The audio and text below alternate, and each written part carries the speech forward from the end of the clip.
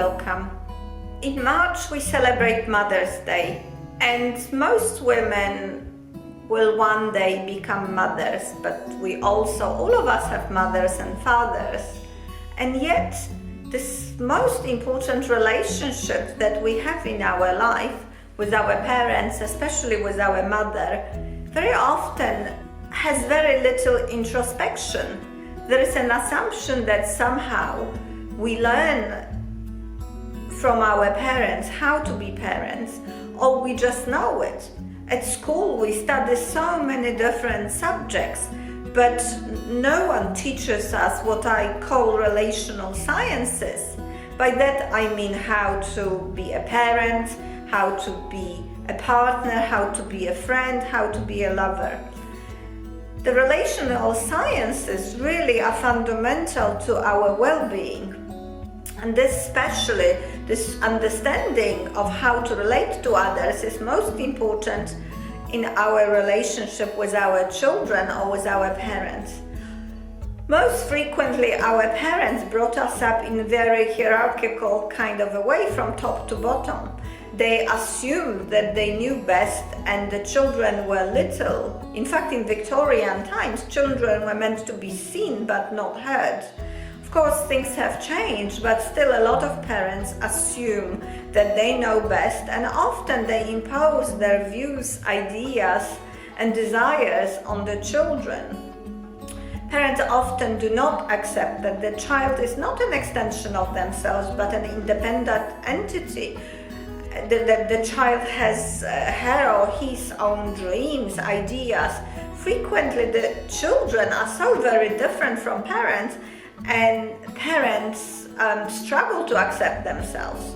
In fact, this struggle for acceptance really throws up a personal struggle of many parents to accept themselves. Often parents project unfulfilled dreams onto their children. Maybe the parent wants to be a lawyer, maybe a parent wants to be a doctor, or maybe there is a tradition in the family, and the unfortunate child is expected to follow, and no one considers the temperament of the child. The child might be an artistic soul, delicate and gentle, and the competitive world of business or law is just not for them. So it's very important that the parents become very conscious of these things, that they understand what's going on with them, because the biggest gift we can give to a child is to nurture them as they are, and by that I mean allow them to be whoever they choose to be. Really, our job as parents should be just to guide the children gently and present different opportunities for exploration in a very sort of a safe way, but not to impose our ideas and views onto the children.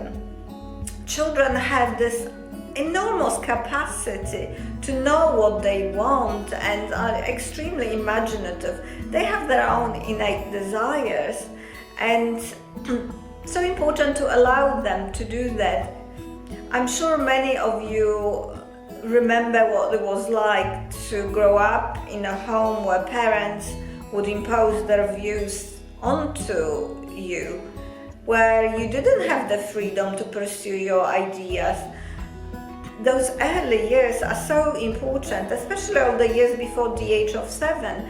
Our brain, most of the development, most of the wiring happens before 7.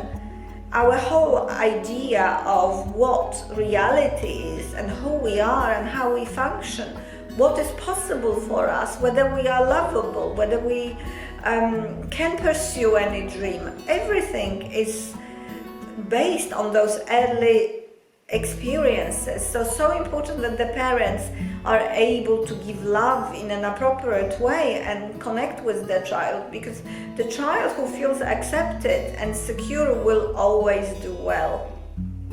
And that's the biggest gift you can give to your child. And of course, our parents, they did the best they could really.